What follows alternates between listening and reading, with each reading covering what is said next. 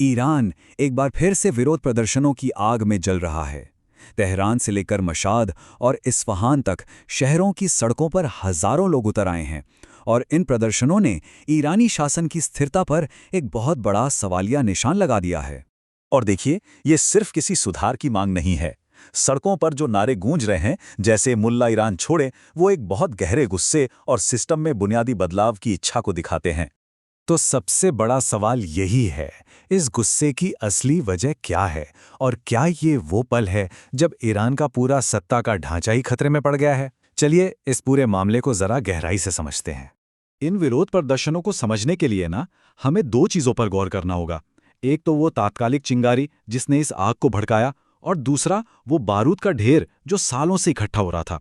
इस बार आग लगाने वाली जो चिंगारी थी, वो थी ईरान की करेंसी रियाल, जिसकी कीमत अचानक से धड़ाम से गिर गई और इसका असर सीधा सीधा आम लोगों की रोजमर्रा की जिंदगी पर पड़ा है। अब देखिए, सरकारी रेट तो ये है कि $1 42,000 रियाल का है, लेकिन सच तो ये है कि ये रेट किसी को मिलता ही नहीं है। असलियत में खुले बाजार में $1 के लिए 14 लाख रियाल से भी ज्यादा देने पड़ रहे हैं। सोचिए, इस गिरावट ने लोगों की जिंदगी भर की बचत को रातों रात लगभग खत्म कर दिया है।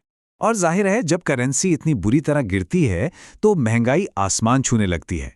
खाने पीने की चीज़ों के दाम तो 70% से भी ज़्यादा बढ़ गए हैं और दवाइयों जैसी ज़रूरी चीज़ें भी आम आदमी की पहुंच से बाहर होती जा रही हैं। लेकिन ये आर्थिक संकट तो सिर्फ एक चिंगारी थी।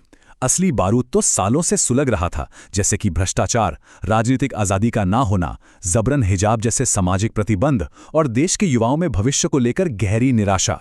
तो अब सवाल ये उठता है कि सड़कों पर कौन कौन है? और पता है, इस बार के प्रदर्शनकारियों में जो विविधता है, वही इस आंदोलन की सबसे बड़ी ताकत है। पहले के आंदोलनों से अलग इस बार छात्र, महिलाएं, मजदूर और पेंशनर्स सब एक साथ सड़कों पर हैं। लेकिन सबसे अहम बात यह है कि इस बार ईरान के बाजारों के व्यापारी भी हड़ताल पर उतर आए हैं। अब ये बात वाकई में बहुत दिलचस्प है, क्योंकि इसका एक ऐतिहासिक कनेक्शन है। 1979 में जब शाह को सत्ता से हटाया गया था, तब भी इन्हीं बाजार के व्यापारियों ने हड़ताल करके पूरे सिस्टम को एक तरह से ठप कर दिया था। आज उनका फिर से सड़कों पर उतरना मौजूदा शासन के लिए एक बहुत बड़े खतरे का संकेत है। तो इतना सब कुछ होने के बाद सवाल ये है कि क्या ईरान का शासन वाकई हिल रहा है? देखिए, इस व्यापक गुस्से के बावजूद ईरानी शासन ने पहले भी ऐसे तूफानों का सामना किया है। तो आइए अब सत्ता और जनता के बीच शक्ति के इस संतुलन को समझते हैं।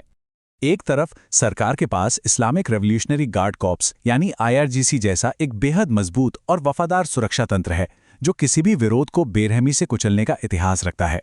लेकिन दूसरी तरफ बार बार हो रहे इन प्रदर्शनों से सरकार पर जनता का भरोसा लगभग खत्म हो चुका है और आर्थिक संकट इतना गहरा है कि सरकार के पास इसका कोई आसान समाधान भी नहीं है। सरकार की प्रतिक्रिया हमेशा की तरह गाजर और छड़ी वाली रही है। मतलब, एक तरफ वो बातचीत और छोटे-मोटे सुधारों का वादा करती है, तो दूसरी तरफ प्रदर्शनकारियों पर बल प्रयोग करती है और इंटरनेट बंद कर देती है। लेकिन सवाल ये है कि क्या ये रणनीति अब भी काम करेगी, जब लोग सिर्फ सुधार नहीं बल्कि पूरी व्यवस्था को ही बदलना चाहते हैं?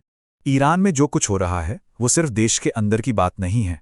इस पर पूरी दुनिया की नज़र है और अंतर्राष्ट्रीय प्रतिक्रियाएं इस मामले को और भी ज़्यादा जटिल बना रही हैं। अमेरिका और इजराइल खुलकर प्रदर्शनकारियों का समर्थन कर रहे हैं। ईरानी सरकार इसी बात का फायदा उठाकर इन प्रदर्शनों को एक विदेशी साजिश बताने की कोशिश करती है, ताकि घरेलू मुद्दों से ध्यान भटकाया जा सके। जबकि सच्चाई ये है कि लोगों के गुस्से की जड़ें देश के अंदर ही हैं। तो अब हम आते हैं सबसे अहम सवाल पर कि यहाँ से ईरान का भविष्य क्या होगा। ये तो साफ है कि सिस्टम रातों रात नहीं गिरेगा, लेकिन आगे के लिए कुछ रास्ते संभव नजर आते हैं। मोटे तौर पर देखें तो 3 संभावनाएं हैं। पहली, सरकार दबाव में आकर कुछ असली सुधार करे। दूसरी, शासन हमेशा की तरह इस आंदोलन को भी बेरहमी से कुचल दे। या फिर तीसरी संभावना यह है कि ये लगातार विरोध प्रदर्शन धीरे धीरे एक बड़े राजनीतिक बदलाव की नींव रखें।